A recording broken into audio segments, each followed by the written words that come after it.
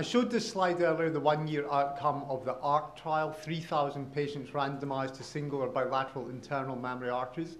And I show this again just to emphasize the fact that the results of contemporary CABG are outstanding. In this trial, the one-year mortality was just over 2%, with a one-year incidence of stroke, MI, and repeat revascularization all under 2%. When we're talking about an evidence basis for an intervention, we've got to consider two types of evidence. There's no doubt that the gold standard is a randomized controlled trial whose major strength is it eliminates bias. But there are potential weaknesses to randomized trials. They often have small numbers of patients. Often they only include a small percentage of the eligible population. They often therefore have atypical patient populations. This is compounded by short durations of follow-ups and large numbers of crossovers. And of the 20 randomized trials of PCI versus CABG, 19 of them fit into that box. On the other hand, we can look at registries, especially propensity match registries. These often have large numbers of patients, often in fact tens of thousands, and they actually represent what we do in everyday clinical practice. And there's only 1 out of 20 of the randomized trials of PCI versus CABG fit into real-life clinical practice. But of course, the potential difficulties for registries is confounding or biased by both factors that we may know about and also unknown factors. So I'm going to break this talk into two parts, 3 vessel disease and then left main. If you look at the evidence about PCI versus CABG from meta-analysis before syntax, there were 2 of these. There was one by Hilatke, done in The Lancet in 2009, 10 randomized trials, almost 8,000 patients, 6 years of follow-up, and they showed a reduction in the risk of death with CABG, although it didn't reach statistical significance, but they did show that 2 groups did particularly well with CABG. That was diabetics and patients over 65 years of age. And another analysis by Jeremiah in the American Journal of Medicine included 28 randomized trials of CABG, either versus PCI or optimal medical therapy, included 13,000 patients, 3 years follow-up. The hazard ratio for death was significantly lower with CABG at 0.62, and for PCI there was a small reduction in death that just reached statistical significance. Now, in 2006, I was privileged to give the Ferguson Lecture to the Society of Thoracic Surgery in the United States, and the title of my paper was Coronary Artery Bypass Grafting is still the best treatment for patients for multivessel and left main disease, but patients need to know. And I summarized at that time the 15 trials of PCI versus CABG. And what I pointed out was that although these trials included almost 9,000 patients, they'd only actually enrolled 5% of the whole eligible population. And when you looked at these patients in more detail, you actually found that 2/3 of them actually had 1 or 2 vessel disease, although they were all labeled as multivessel. Only 40% actually had proximal LAD disease, and only 79% received an IMA. And I concluded that these trials all failed to show a survival benefit over CABG, as they had only included patients in whom it could have been predicted that there was no prognostic benefit of revascularization in this cohort of patients. And indeed, this was the same cohort of patients who were largely used in the COURAGE trial. So if I'm saying there's not really evidence from randomized trials to genuinely support the use of PCI in real-life practice, what does happen in real-life practice? Well, here's the New York registry of almost 60,000 patients with at least 2 vessel coronary disease and propensity match for cardiac and non-cardiac comorbidity. And we can see that within 3 years of follow-up, there's an absolute survival advantage of CABG by 5 percentage points. And if you look at these curves, survival curves, you can see that they're continuing to diverge, suggesting that with further follow-up, the benefit of CABG will be even greater. And at 3 years, there was a 7-fold increase in the need for repeat intervention with PCI. Now, I can show you 8 other registries involving over 100,000 patients with and without diabetes, some with drug-eluting stents, some with bare metal stents, and with follow-ups up to 10 years. But in this 100,000 patients, these trials or these registries consistently show that with cabbage there is an absolute survival advantage by around 5 percentage points at 3 years, and that cabbage decreases the need for repeat intervention up to 5-fold in comparison to PCI. So this is an important warning for the Syntax trial. And in November last year in Annals of Thoracic Surgery, this study was published. It was 7,000 patient pairs, so 14,000 patients in total, matched for 32 factors and with 8 years follow-up. So the longest natural follow-up of any matched cohort of patients. We can see that at 8 years, there was a 7% reduction in mortality in favour of cabbage, highly statistically significant. And the key thing was, when these authors analysed the patients according to whether they had 2 or 3 vessel disease, with or without proximal LAD disease, across every single category, there was a marked reduction in mortality with cabbage in comparison to PCI, not only for 3 vessel disease, but also for 2 vessel disease with and without proximal LAD disease. And before the cardiologists say, well, that's because most of these studies involved bare metal rather than drug-eluting stents, drug-eluting stents, although they reduce restenosis, have never been shown to improve clinical survival over bare metal stents. So how do we resolve this discrepancy between randomized trials, which appear to say there's no benefit of cabbage over PCI, versus the many large propensity match registries which consistently show a benefit for cabbage? So I addressed this in an invited editorial in The Lancet in 2009 when I said, most significantly, the randomized trials only enrolled around 5 to 10% of the eligible population, the majority of whom had single or double vessel disease and normal left ventricular function, a group in whom it was already well established that there was no prognostic benefit of cabbage. By largely excluding patients with a known survival benefit from cabbage, such as left main, triple vessel coronary disease, the trials ignored the prognostic benefit of surgery in more complex coronary artery disease. Nevertheless, the inappropriate generalization of the trial results from their highly select patients to most patients with multivessel disease has been ubiquitous in the literature and has, at least in part, justified the explosive growth in PCI in developed countries. So that was the situation prior to Syntax. So what has Syntax shown us? Well, Syntax is a landmark trial, unquestionably the most important trial ever of PCI versus cabbage. It's designed to look at 5-year outcomes of death and major adverse cardiac and cerebrovascular events. And there are 2 things that make Syntax the most important trial ever done in this field. The first is it was an all-comer trial.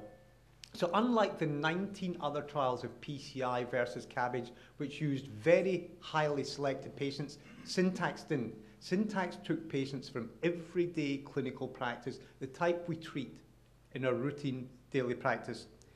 The second thing about it was it had a parallel registry, so it looked at what happened to the patients who, for whatever reasons, were deemed ineligible for randomization. And the vast majority of Syntax patients who were not randomized because their disease was so severe they were deemed ineligible for PCI. So whenever we look at the results of Syntax, remember 1/3 of all the patients in Syntax went straight to cabbage and were never randomized. So what does Syntax show us at 4 years? Remember, I've said it's a 5-year trial, so let's look at the analysis at 4 years, and let's do it first for 3 vessel disease. And here we can see that with cabbage, as opposed to PCI, there is a marked reduction in the risk of death by just under 5 percentage points, a marked reduction in cardiac death, a marked reduction in the incidence of myocardial infarction, and I'll come back to that later, and a marked reduction in the need for repeat revascularization. And let me also emphasize, there was no difference in the incidence of stroke at 4 years between PCI and cabbage. But on every other count, cabbage was a clear winner. And if we break these figures down, the other thing I would say is that we shouldn't have been surprised at this result of cabbage in Syntax, because it's entirely consistent with what all those propensity match registries had already shown us. If we break the results into the severity of disease, Syntax scores below 23, 23 to 32, or above 32, we can see that for the intermediate and the high-risk groups, there's a marked survival advantage for CABG, accompanied by a marked reduction in the need for repeat revascularization and the incidence of myocardial infarction. So if we stop and ask the fundamental question, why does CABG have such a survival benefit over PCI? If you understand this, then you'll understand why PCI will never match the results of CABG in this cohort of patients. And it's because anatomically, atheroma is mainly located in the proximal coronary arteries, and this has two implications for treatment. Because during bypass grafting, the bypass graft is placed to the mid-coronary vessel, and that in itself has two effects. It treats the proximal culprit lesion, regardless of its complexity, but it also offers prophylaxis against the development of new disease, either proximal to, within, or immediately distal to the stent. In contrast, stents can only deal with suitable localized proximal lesions, but it offers no prophylaxis against the development of more disease. Secondly, PCI means incomplete revascularization, and Hannon showed that in 22,000 patients undergoing PCI, almost 70% had incomplete revascularization, and the subsequent mortality of these patients correlated with the degree of incompleteness of revascularization. And it's for these reasons I've said PCI is unlikely to ever match the results of CABG. It didn't with balloon angioplasty, it didn't with bare metal stents, and Syntax has shown it doesn't with drug-eluting stents. And it means even the new generation of drug-eluting stents will have no influence on these factors. So we've talked about the guidelines on myocardial revascularization. They were joint between ESC and EACTS. They had 25 members from 13 European countries, including 9 non-interventional cardiologists, 8 interventional cardiologists, and 8 cardiac surgeons. The composition of the writing team reflected the composition or the philosophy of the heart team, and it did include Carlo De Mario and myself. And these guidelines were extensively reviewed by external referees before publication. And here's what they said about patients with 1, 2, or 3 vessel coronary artery disease. They looked at the indications for CABG versus PCI in stable patients with lesions that were suitable for both procedures, and note what it says, a low predicted surgical mortality. And you can see that basically what the guidelines have said, that for 1 and 2 vessel disease, both CABG and PCI can be considered, and indeed for simple 3 vessel disease, but in the most severe patterns of coronary disease, CABG appears to offer a survival advantage, as well as a marked reduction in the need for repeat revascularization. And the point I want to make is that 80% of the Syntax patients with 3 vessel disease fitted into Syntax scores above 22. And note that the indication for PCI there is class 3, don't do it. So what do we take away from this? We say that in today's practice, 80% of all patients with 3 vessel disease should only be treated by CABG unless they are at high risk for CABG or there is something else unsuitable about these patients. And the ACC-AHA guidelines are very similar. If we move on to left main disease, back in 2008, myself and several authors from Europe and the United States published this review of all treatment at that time, either by stenting or surgery for left main. And we concluded that CABG should remain the preferred revascularization treatment in good surgical candidates with unprotected left main stenosis. And we predicated this on 2 pathophysiological observations. The first is that up to 90% of left main lesions are distal or bifurcation lesions, and we know that these are at very high risk of restenosis with PCI. And secondly, up to 90% of patients with left main also have multivessel coronary artery disease, whereas we've seen there is already a survival advantage of CABG independent of the presence of left main. So if we look at the results for Syntax at 4 years for left main in 705 patients, here we can see a totally different result from what we saw for 3 vessel disease. Now there is no difference in the incidence of death. There is still a reduced cardiac death with CABG and a reduced incidence of MI, but there's a higher rate of stroke with CABG at 4% versus 1.5% for PCI. And there is a reduction in the need for repeat revascularization with CABG. But these results are very different from what we saw for three-vessel disease. And if we divide the results up into the three categories of severity, we can see that in the lower and the intermediate groups, CABG actually had a higher mortality than PCI. But the results are actually a bit strange, because if you look in the intermediate group, the risk of death with CABG was 15%, which was much higher than it was with the high-risk group. So whether this is partly play of chance or whether it's real, we don't know. But it is now the subject of the EXCEL trial, which started a year ago in September. This is a 2,600 patient trial sponsored by Abbott Vascular.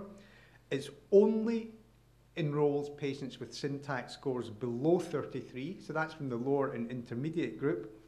And it will also look at 1,000 registry patients. So there's been one other trial of left main stenting. This is the pre-combat trial from Korea, 600 patients. Now these had lower risk than the patients in syntax scores, both in terms of the severity of the disease. Their syntax score was 25 versus 13 syntax, and their mean Euroscore was 2.7 versus 3.8 in syntax. If we look at the composite endpoint of death, CVA and MI, and repeat revascularization, we can see that there's a 30% reduction in favour of CABG. However, if we take out repeat revascularization and just look at death, CVA and MI, there is no difference between CABG and PCI. But these results are also different from syntax. The first is that whereas the incidence of stroke was higher for CABG than PCI and syntax, here there was no difference in stroke. 0.4% for PCI, 0.7% for CABG. And furthermore, in this study, there was no increase in mortality with CABG in these low-risk patients, in contradistinction to what syntax showed. So again, that issue should be resolved by the EXCEL trial. So what are the indications for revascularization according to the ESC EACTS guidelines?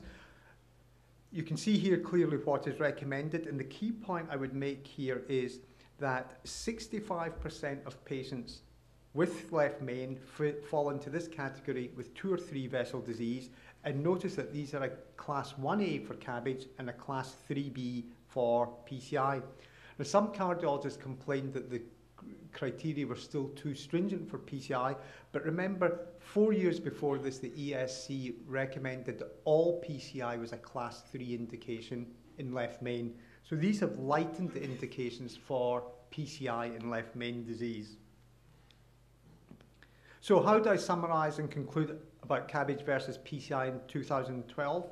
What I would say is that 80% of all 3 vessel disease and 2/3 of all left main patients have a superior survival advantage with CABG, superior freedom from myocardial infarction, and the need for repeat revascularization even at 3 or 4 years. And we shouldn't be surprised by any of this because it's entirely consistent with a large body of literature which has been telling us this over the last decade. CABG appears to have the same risk of stroke as PCI for 3 vessel disease, but in left main in the syntax trial, there was a higher risk of stroke with CABG. PCI may indeed be the best treatment for ostial and mid-shaft left main disease. That's the subject of the EXCEL trial. And I suspect PCI will turn out to be the better treatment because I think if you have ostial or mid-shaft left main, there is too much competitive flow for bypass grafts unless you have additional proximal 3-vessel coronary artery disease. And PCI certainly has an important role in patients who are unfit for or who refuse CABG. Although I've not been able to show the evidence in this talk, there is abundant evidence that most patients undergoing PCI misunderstand its rationale, and therefore multidisciplinary or heart teams should ensure that patients receive appropriate information. And if an intervention follows guideline recommendations, there's no need to discuss the patient at a multidisciplinary team. Finally, the ESC guidelines acknowledge the fact that ad hoc PCI denies patients real choices and undermines the process of genuine informed consent. Finally, although the results of contemporary CABG are excellent, they could be even better. There should be more use of arterial grafts, and especially the second internal mammary artery. There should be more off-pump CABG in higher risk patients, and there should be routine confirmation of graft patency in the operating room. On that point, I'm going to conclude my talk. Again, thank the organisers for the great privilege of being here, and you, the audience, for your attention. Thank you.